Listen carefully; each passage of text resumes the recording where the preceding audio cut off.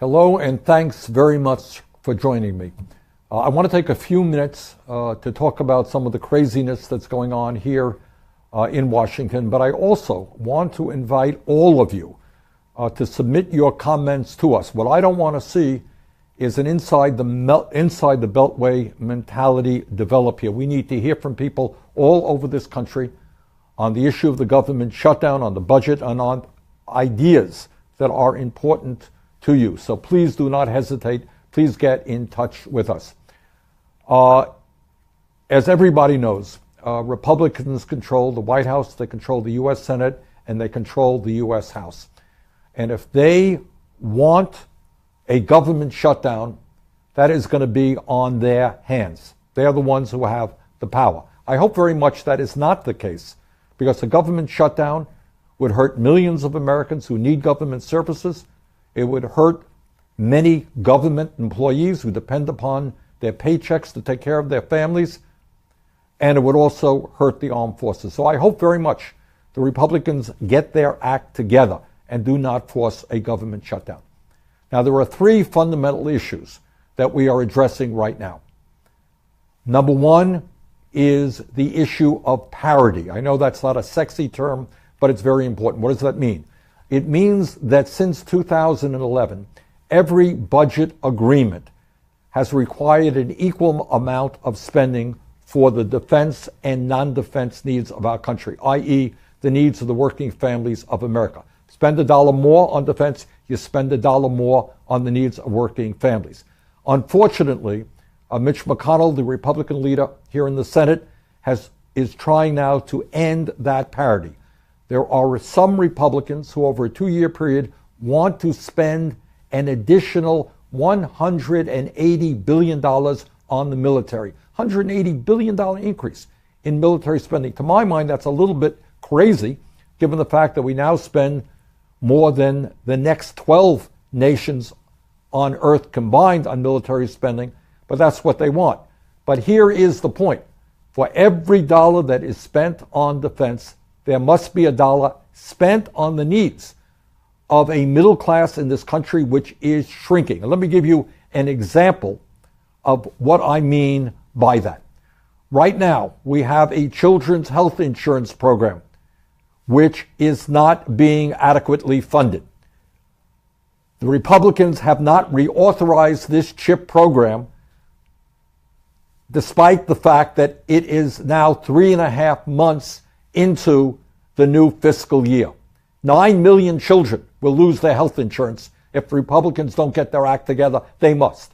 Second of all, we have community health centers all over this country. Community health centers provide insurance, provide health care to 27 million Americans. 27 million people get their primary health care through community health centers. They have not been reauthorized, despite the fact that we're into 3.5 months of a new fiscal year. Community health centers provide not only primary health care, they provide dental care, mental health counseling, so very important in the opioid crisis, low-cost prescription drugs. That is something that must be funded. Furthermore, all over this country, we have a pension crisis. Workers are reaching the age of retirement. They've got nothing.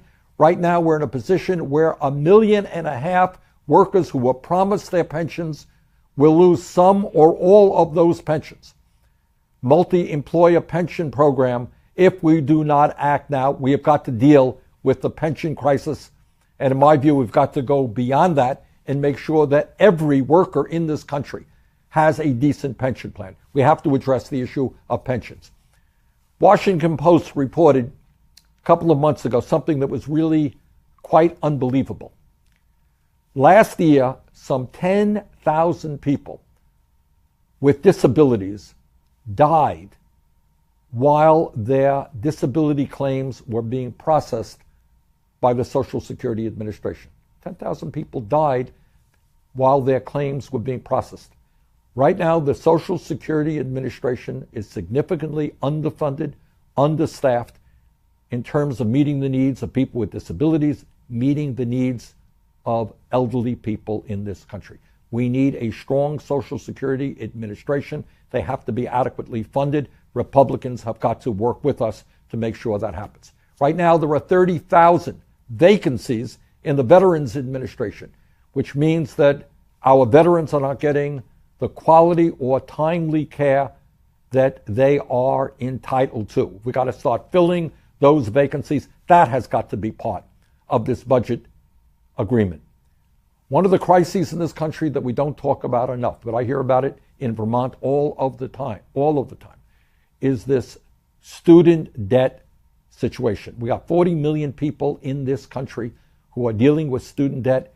Many of these people are paying off month after month their student debt. You know what? They're getting more in debt because the interest rates are accumulating and are resulting in their falling further and further in debt.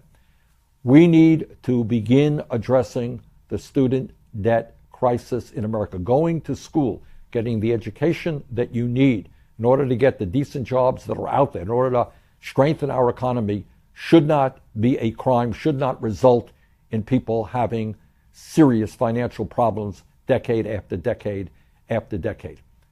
I know that in Vermont, and I know all over this country, virtually all over this country, working families are finding it very, very hard to get the quality, affordable child care that they need. Cannot continue to ignore that issue. Investing in pre-K education is one of the best investments that we can make in terms of a return on that investment. Kids who have decent child care, do well in school, have a better chance to go to post-high school, get decent jobs, become taxpayers. This is an investment we must make. Furthermore, I come from a rural state, and I can tell you that in Vermont and all over rural America, our infrastructure is collapsing, not only in rural America, obviously, but all over this country. We need to start investing in roads, in bridges, in clean water, in wastewater. We need to make sure that rural America has the infrastructure, has the broadband. How do you bring businesses into your community if you don't have high quality, affordable broadband, if you don't have decent cell phone service? And the answer is you don't. So we've got to start paying attention to the needs of rural America. And there's another issue out there that I think is just impacting virtually every state in this country, and that is the terrible, terrible opioid and mental health epidemic. We have got to provide the treatment that people need. We got to provide the prevention efforts to keep our young people from falling victim to opioid or heroin. This is an enormously important issue. So these are some of the issues that have got to be addressed. And if the Republicans want to spend significantly more for military spending, well, you know what? They're going to have to start standing up for the working families of this country. We cannot simply be a nation and a government which tries to throw tens of millions of people off of health insurance, a nation which gives huge tax breaks to billionaires, a nation, a government which does not even recognize the reality of climate change, a government which is just trying to destroy net neutrality. And we've got to be a government every once in a while that remembers that the vast majority of these people are working people, are people in the middle class, are people who have serious problems. And those problems have got to be addressed. So that's the broad issue of parity. And then there's another issue out there that is perhaps the great moral issue of our time that must be addressed and must be addressed now. It's a crisis precipitated by Donald Trump in September, and that is what is happening to our young people on the DACA program.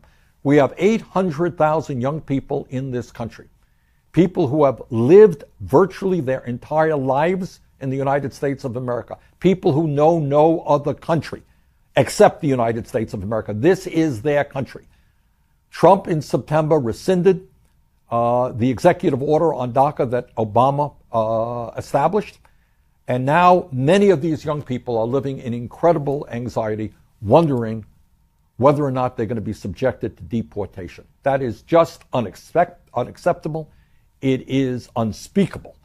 And we have got to pass a strong Dreamers Act and provide a path towards citizenship for these young people.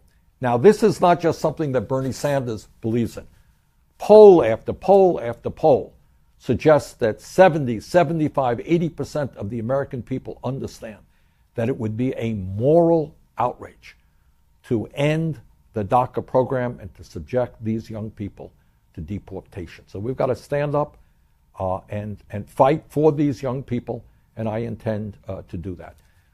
The last major issue that has to be dealt with now is to provide strong and equitable disaster relief for those states that were impacted so heavily months ago by the terrible hurricanes that we saw, and that is Texas, Florida, Puerto Rico, and the Virgin Islands.